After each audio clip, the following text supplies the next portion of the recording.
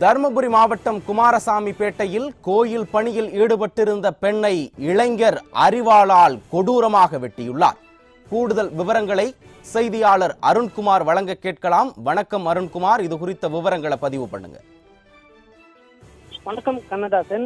தர்மபுரி நகரில் உள்ள குமாரசாமிப்பேட்டையில் உள்ள இந்து அறநிலைத்துறைக்கு சொந்தமான சிவசுப்பிரமணிய சுவாமி மற்றும் துர்க்கை அம்மன் கோவில்கள் உள்ளது. இங்கு காலை வழக்கம் போல் திறந்து ஊழியர்கள் தூய்மை பணி செய்து கொண்டிருந்தனர்.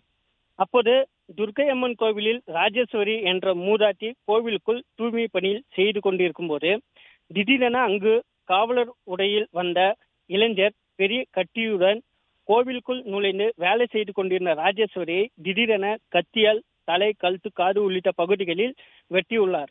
இதில் சற்றும் எதிர்பாராத ராஜேஸ்வரி ரத்த வெள்ளத்தில் கீழே விழுந்துள்ளார். சத்தம் கேட்டு அங்கு வந்த ஊழியர்கள் மற்றும் பக்தர்கள் கோவிலுக்குள் சென்று பார்த்தபொழுது கத்தியை காட்டி அனைவரையும் துரட்டி உள்ளார். அனைவரும் பயந்து வெளியே ஓடி உள்ளனர். கூட்டமாக வந்த பொதுமக்களை பார்த்ததும் திடீரென அந்த இளைஞர் கோவில் கருவறைக்குள் சென்று கதவை பூட்டிக் கொண்டார். ரத்த வெள்ளத்தில் கீழே இருந்த ராஜேஸ்வரியை அங்கிருந்தவர்கள் தர்மபுரி அரசு மருத்துவக் கல்லூரி மருத்துவமனைக்கு சிகிச்சைக்காக அனுப்பி வைத்தனர். உடனடியாக ஊழியர்கள் தர்மபுரி நகர காவல்துறையினருக்கு தகவல் தெரிவித்தனர். சம்பவ இடத்திற்கு வந்த காவல்துறையினர் கோவிலின் கருவறையில் இருந்த இளைஞரை பிடித்து விசாரணைக்காக அழைத்து சென்றனர். விசாரணையில் அந்த இளைஞர் தூத்துக்குடி மாவட்டம் திருச்செந்தூர் பகுதியை சேர்ந்த சித்தி விக்னேஷ் என்பது தெரியவந்தது. இவர் தலைமை காவலர் உடையில் கத்தியுடன் பல இடங்களிலும் சுற்றி திரிந்தது தெரியவந்தது. மேலும் இவர் போதையில் இருந்துள்ளாரா அல்லது இவர் மனநலம் பாதிக்கப்பட்டுள்ளாரா என காவல்துறையினர் விசாரணை செய்து வருகின்றனர்.